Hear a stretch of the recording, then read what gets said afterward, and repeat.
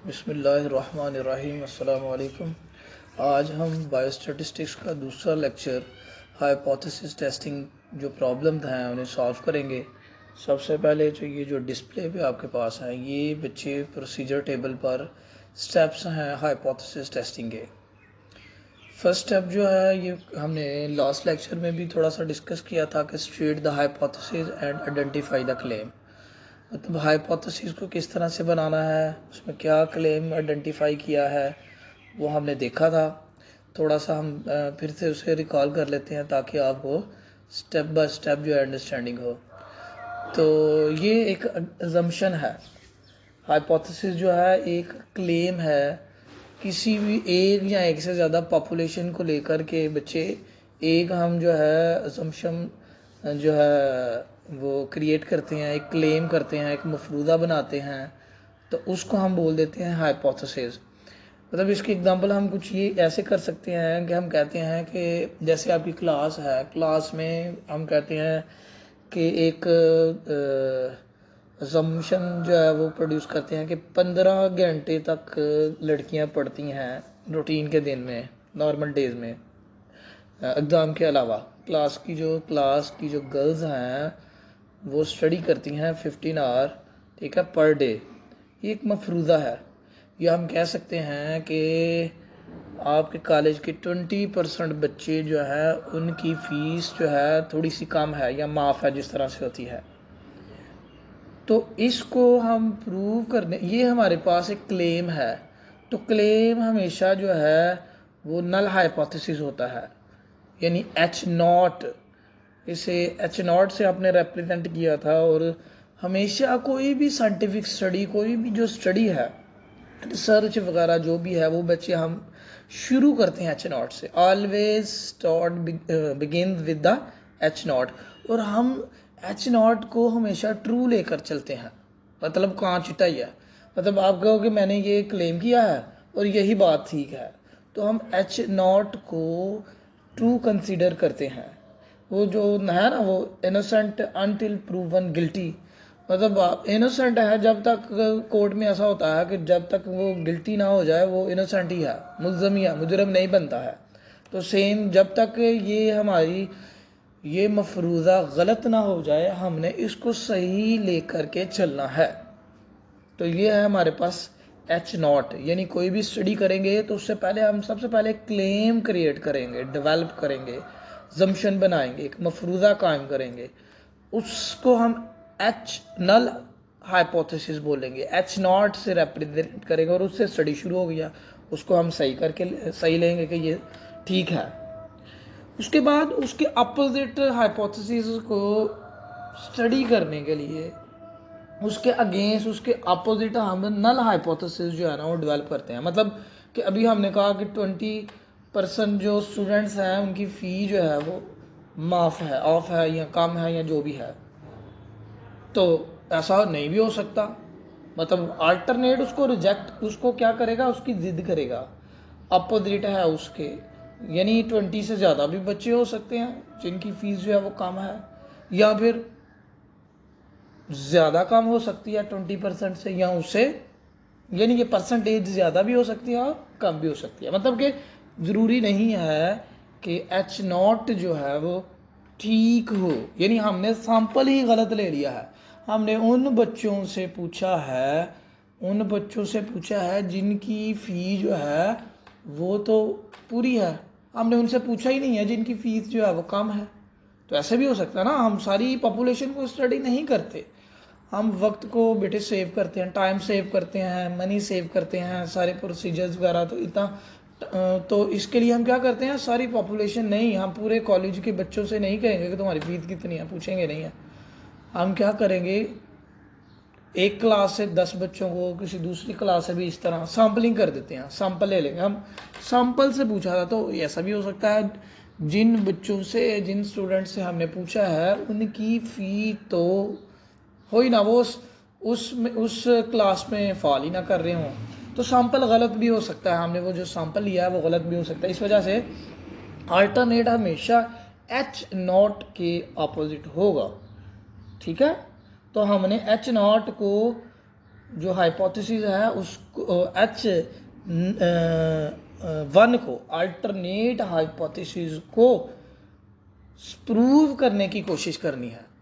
Null hypothesis तो हमने बना लिया, तो हमने ये भी मान लिया कि ये मैं जो बात किया, ये जो क्लेम किया, ये ठीक है, लेकिन H1 को हमने क्रिएट करना है, उसको प्रूव करने के लिए, H0 को गलत प्रूव करने के लिए H1 बनाया है जी। क्लियर? टेस्ट कर रहे हैं बेसिकली, जो टेस्ट कर रहे हैं, जो पूरी की पूरी आगे जितने भी प्रोसीजर हैं वो H0 को नहीं H1 को टेस्ट करेंगे, टेस्ट H1 के अकॉर्डिंगली लेंगे, क्योंकि हमने तो H0 को एक्सेप्ट जो है कभी जो है वो गलत नहीं माना है।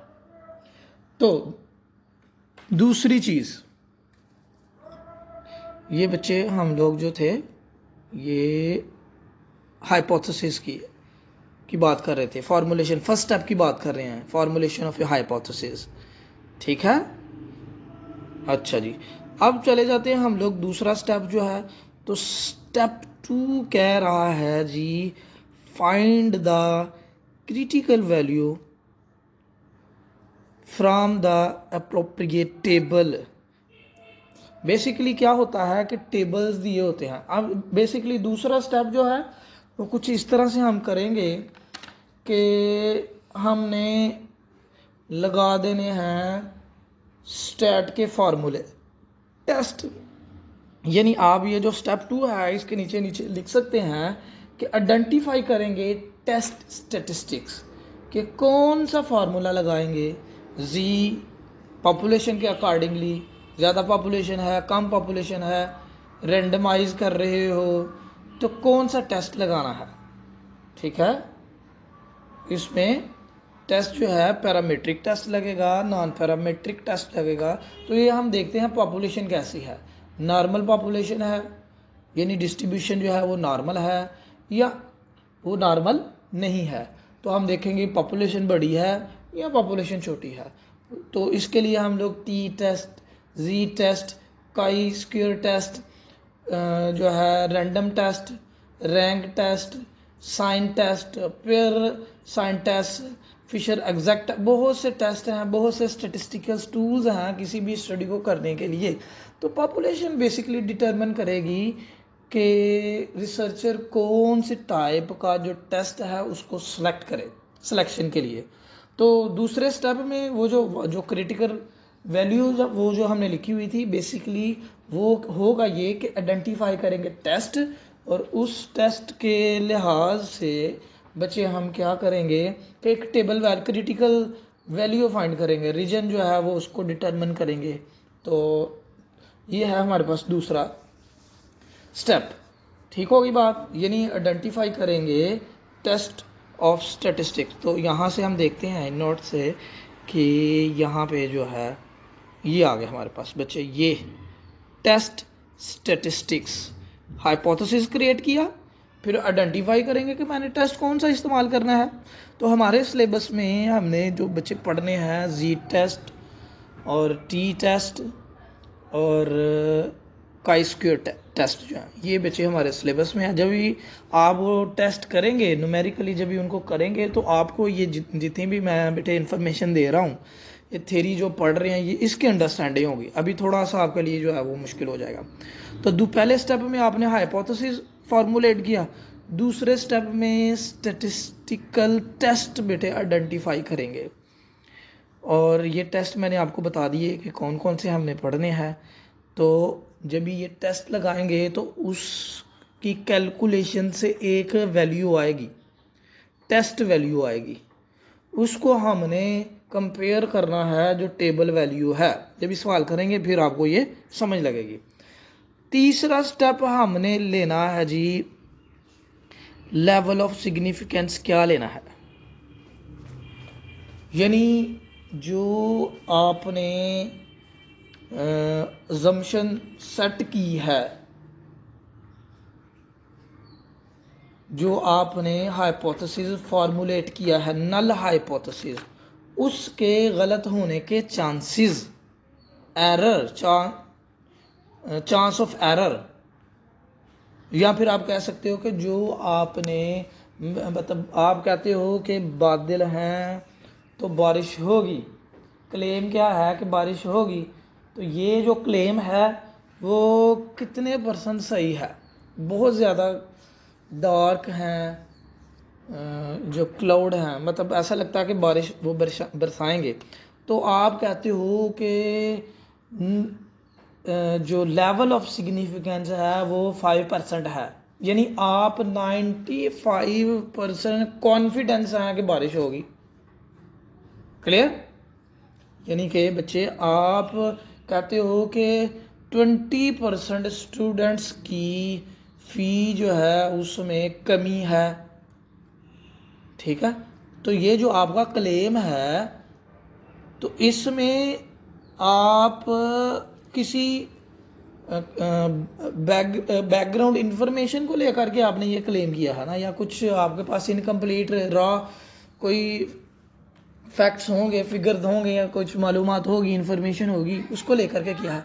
लेकिन ये गलत भी हो सकती है। तो आप कहते हो कि मैंने इतना परसेंट कहा है लेकिन मैं 95% जो कॉन्फिडेंट हूँ, इतने परसेंट जो है मैं क्या हूँ, कॉन्फिडेंट हूँ, तो इसका मतलब है कि 5% चांस है गलती होने का। तो जो गलती होने का चांस है उसको हम कहते हैं लेवल ऑफ सिग्निफिकेंस। उसको क्या कहते हैं हम लोग? Level of significance. तो लेवल ऑफ सिग्निफिकेंस जो है वो दो तरह के हो सकते हैं। एरर जो है, गलतियां जो हैं वो दो तरह की हो सकती हैं।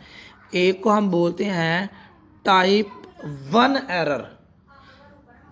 Type 1 error occurs if you reject the null hypothesis when it is true। मतलब आपने जो नल हाइपोथेसिस को रिजेक्ट कर दिया है, जो आपने मफरूदा काम किया था वो रिजेक्ट किया था, इवन के वो तो सही था, ठीक है? मतलब कि आपने किसी मुजरम को बरी कर दिया, हालांकि वो तो कन्विक्ट था, वो तो मुजरिम था, तो ये गलत फैसला है, ठीक है? तो ये है टाइप 1 एरर।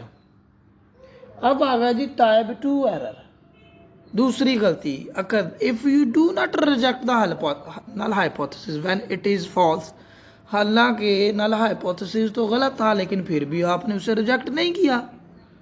मतलब ऐसे ही है नल हाइपोथेसिस कि एक स्टूडेंट फेल हो रहा था, उसे आपने पास कर दिया, फेल नहीं किया। तो दो तरह की गलतियां हो सकती हैं, टाइप 1, टाइप 2। तो इसको हम बेटे अल्फ़ा से लेते हैं। टाइप 1 जो है अल्फ़ा, तो ये अल्फ़ा जो है 5% भी हो सकता है, 1% भी हो सकता है और 10% भी हो सकता है। 10% को हम ज़्यादा सही नहीं मानते, 1 को और 5 को लेते हैं। अगर पेपर में वो गिवन नहीं है आपको पास लेवल ऑफ सिग्निफिकेंस, तो आप फिर उसे 5% ही लेंगे।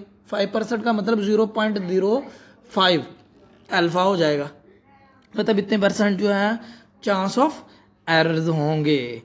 तो ये थे हमारे पास लेवल ऑफ सिग्निफिकेंस। दूसरा ये देखें, ये टेबल में उसने बताया रिजेक्ट कर दिया नल हाइपोथेसिस को, हालांकि वो ट्रू था। ऊपर देखें तो सही फैसला क्या था जी, कि करेक्ट डिसीजन ये था कि नल हाइपोथेसिस को फॉल्स करते हैं।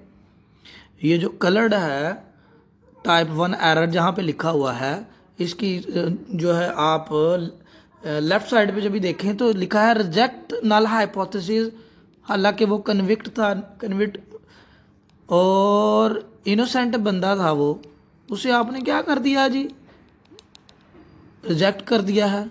तो ये क्या था जी, टाइप 1 एरर। तो टाइप 2 एरर कौन सा होगा कि आपने बेटे उसको क्या किया है, उसको टाइप 2 में उसको क्या कर दिया है बेटे, नीचे डू नॉट रिजेक्ट, यानी उसे रिजेक्ट नहीं किया, हालांकि उसको आपने क्या करना था, रिजेक्ट करना था। तो करेक्ट डिसीजन ये होगा कि उसको आपने ट्रू मान लेते, ट्रू मान लेते। और टाइप 2 ये था कि वो इनोसेंट नहीं था, उसे आपने फॉल्स मान लिया। तो इसी तरह से है जैसे आप किसी फेल बच्चे को पास कर देते हैं, टाइप 2 एरर जो है, इसे हम जो बेटे कहते हैं level of significance. Greek word letter है अल्फा, अल्फ़ा ये आगे भी पड़ा हुआ है, ठीक है। तो उससे हम लोग इसको रिप्रेजेंट करते हैं। तो ये देख लो उसने अल्फ़ा और बीटा की वैल्यू दी है। बीटा आपकी कोई उसके साथ कोई आपकी कंसर्निंग नहीं है। अल्फ़ा को आप लोग फोकस करो। अल्फ़ा की वैल्यू जो मैंने आपको बताई है 10% भी होती है, 5% भी, 1% भी। 1% और 5% जो है हम लोग उसको अल्फ़ा को लेते हैं। 10% जो है वो इतनी अच्छी वैल्यूज़ जो है वो नहीं देती। ठीक हो गया। यानी अगर आपको गिवन नहीं है तो आप 5% जो है वो लेंगे, वैल्यूज़ लेंगे। तो ये आ गया हमारे पास लेवल ऑफ सिग्निफिकेंस। उसके बाद है क्रिटिकल वैल्यूज़, यानी जो टेबल वैल्यू है और जो कैलकुलेटेड वैल्यू है, क्या उसमें बेटे जो क्रिटिकल वैल्यू है ये हमारे पास एक रीजन है। ये देखें, ये एक बेल शेप कर्व बनी हुई है, ये देखें। तो ये बेसिकली डिस्ट्रीब्यूशन है, ठीक है। तो इस डिस्ट्रीब्यूशन में कि अंदर अंदर वैल्यू आ जाए, आपकी जो वैल्यू है वो इसके अंदर आएगा तो हम उसको नल हाइपोथेसिस को डू नॉट रिजेक्ट करेंगे, इससे बाहर चला जाएगा। क्रिटिकल रीजन के अंदर उधर फॉल करेगी तो हम उसको क्या कर देंगे जी, रिजेक्ट कर देंगे। तो ये क्रिटिकल वैल्यू, क्रिटिकल रीजन और non critical, non rejection region वगैरह जो है, जब भी हम वो करेंगे पेपर जो है क्वेश्चन करेंगे तो उससे आपको अच्छे से अंडरस्टैंडिंग आएगी। और ये 1 टेल और 2 टेल पहले भी मैंने आपको बताया था कि अगर आप क्लेम करते हो, आपका क्लेम ये है कि जो 20 यानी स्टूडेंट जिनकी फीस ऑफ है वो 20 है, ठीक है, तो नल हाइपोथेसिस ये होगा कि 20 नहीं है। तो नहीं है का मतलब है कि 20 से ज़्यादा भी हो सकती है, कम भी हो सकती है, मतलब एक्सीड भी उससे ज़्यादा भी हो सकती है और ग्रेटर देन भी हो सकती है, लेसर देन भी हो सकती है। तो ये 2 टेल टेस्ट है, यानी हमें इस कर्व के दाएं भी जाना पड़ेगा और बाएं भी जो है ना वो करना पड़ेगा। अच्छा, लेकिन जब भी हम कहते हैं कि 20% से कम है, 20 लेसर देन है अल्टरनेट हमारा, तो फिर वो हमारा जो है वो 1 टेल आ जाएगा। या फिर ज़्यादा है तो फिर भी हम इसको क्या कह देंगे, 1 टेल है, राइट या लेफ्ट 1 टेल जो है। तो ये हमारे पास कुछ, उसके बाद हम इसके रिजल्ट्स डिसीजन करेंगे और रिज़ल्ट जो आपको समराइज़ करेंगे, क्वेश्चन जब भी करेंगे तो ये आपको अच्छे से अंडरस्टैंडिंग हो जाएगी।